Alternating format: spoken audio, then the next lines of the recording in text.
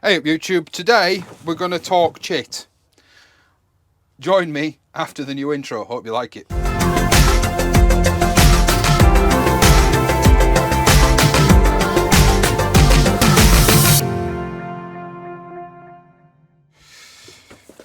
Right, well, this seems to get earlier and earlier every year. Not sure whether it actually is, but it seems to. So what I've got here is my seed potatoes. I do also have some potatoes that I've saved myself. We'll have a look at these. Yeah, they've started sprouting, so they need sorting through as well. Easiest thing to do is just save your small potatoes, but I do recommend you only do that for 3 years. But what we're going to talk about today is chitting potatoes. Why we do it or don't do it, whether you should or shouldn't do it, and how to do it.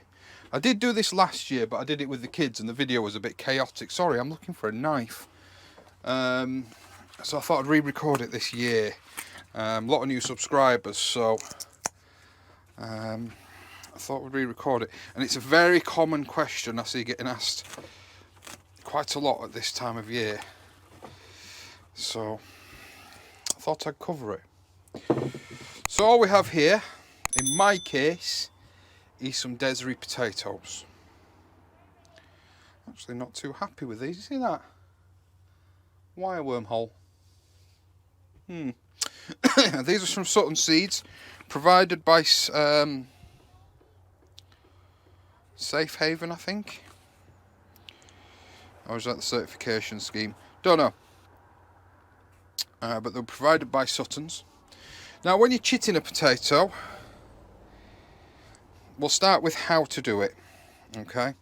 Now if you've grown potatoes before, you'll be familiar with it. So the plant comes down, obviously, and the potatoes grow under the ground.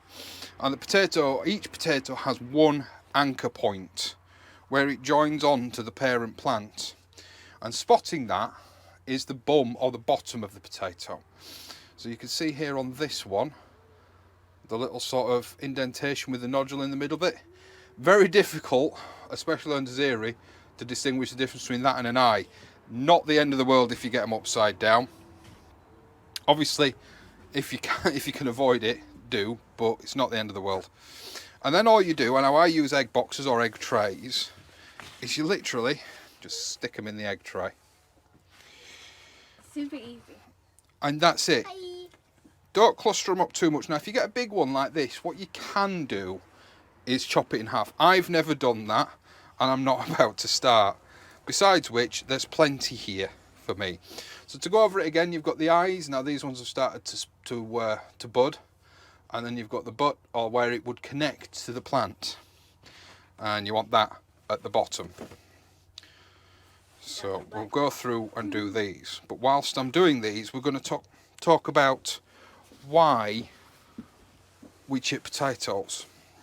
Now I have looked and better looked, and I cannot find a reason for chitting potatoes. Farmers don't do it. You know, professional growers don't do it. So why do we do it? Well, you can go through Facebook, you can ask the question to chit or not to chit, and you'll receive all sorts of different answers. The most common one being, as it is with most things to do with gardening, well, I tried it one year and my yields were better than they ever have been, so I've done it ever since. Now that, for me, is as good a reason as any.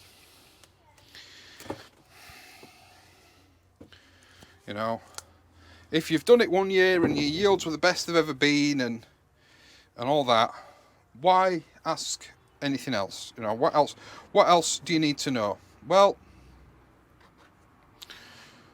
as far as I can do research, chitting, you know, people will say all sorts. Oh, well, it gets them off to a faster start, it does this, that and the other.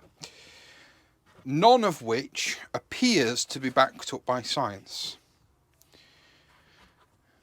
you know, if it was scientifically proven that chitting potatoes gave you an extra kilo per plant, do you honestly not think the farmers would do it?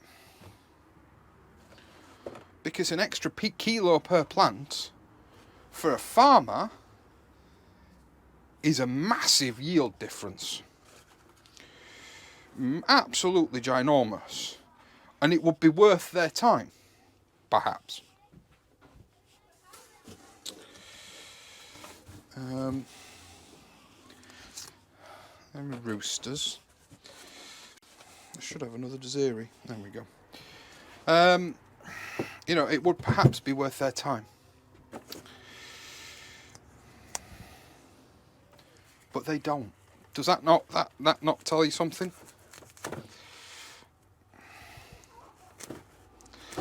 You know, if the professional growers don't deem this worth their time, I mean, like I said, to a farmer, an extra kilo per plant would mean a hell of a lot of monetary difference.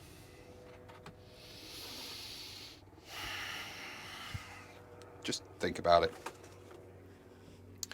Why do we do it, us at-home gardeners? Well, if you cut through all the, you know, I did it one year and it was the best yield I've ever had, rah, rah, rah. If you cut through all that, the long and short of it is, these seed potatoes come out really early. I mean, where are we? We are mid-January now. These ain't going to be going in the ground for me till mid to late March. Which, that's not going to work. Which, you know, begs the question. Use some of this netting. Why do they ship them now? Well, that's because they're ready. You know, they get shipped now purely and simply because they are ready to sell. And the seed producers, the seed potato producers, would rather they be sat on your windowsill than sat in their warehouses. Yeah? That's the primary reason that they're shipped out now, and that's the primary reason they're on sale, is because they're taking up space for the producers.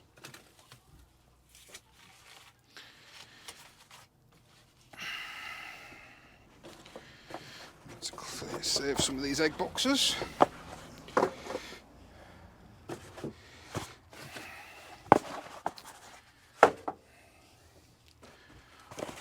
So if chitting doesn't benefit you at all,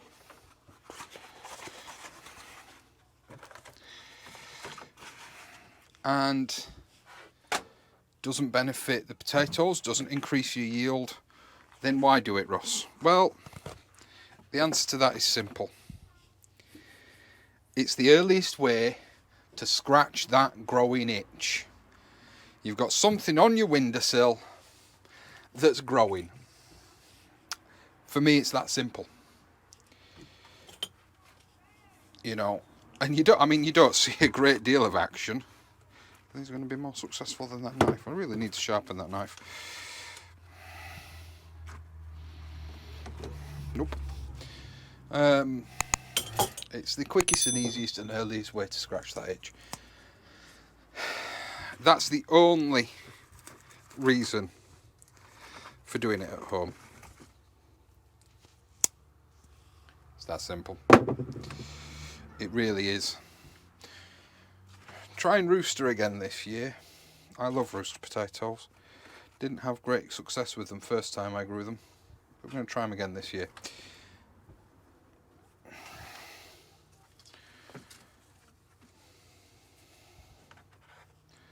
So, if you've got your seed potatoes, if you've ordered them,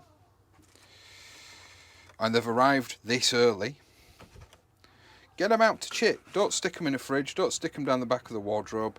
Put them in an egg box, in a container.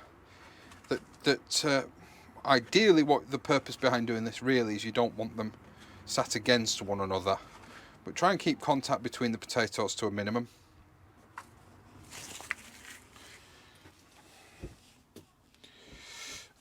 Last two, I'm going to run out of trays, I think. I should have another tray somewhere. I don't know where it's gone. Oh, it's behind me.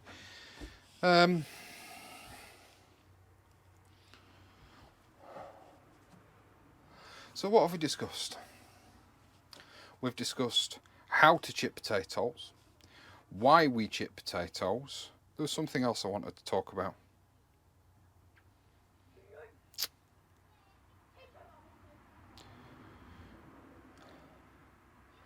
It's completely left me. It was in the same vein, it was along the same lines of how and why to chip potatoes, and it's completely left me. International Kidney, one of the best new potatoes. The original Jersey Royal was International Kidney.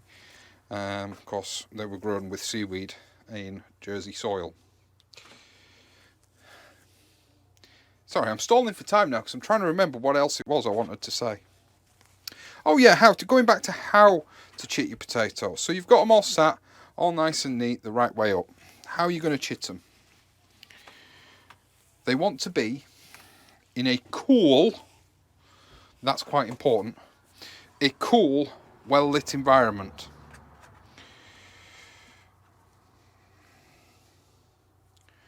If they are too warm, they will simply rot.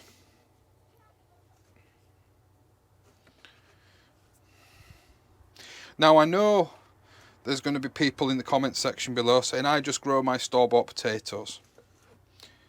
That's fine. That's entirely up to yourself. If that's what you want to do, crack on. Why don't I do it? Well, if you're growing store-bought potatoes, you run the risk of exposing yourself to diseases. I'm not saying you're going to disease your ground. You know, I'm not, by no means am I saying that will definitely happen. But what I am saying is you increase the possibility of introducing diseases to your ground. Seed potatoes are grown in specific environments. I believe that these ones, or the majority of them, are grown in the Scottish Highlands, where things like blight aren't an issue. They are then certified to be blight free. Now your seed potatoes that you grow out of a bag of potatoes from the supermarket don't have that same certification. There is no guarantee that the farm that they have come from doesn't have blight or other potato diseases, blight being the big one. Now I guarantee also we're going to have comments down in the comments section saying, but Russ, pretty much everywhere's got blight. Yeah, you're not wrong. You're not wrong. But do you not want to minimise the chance of exposure to potato-borne diseases? I know I do.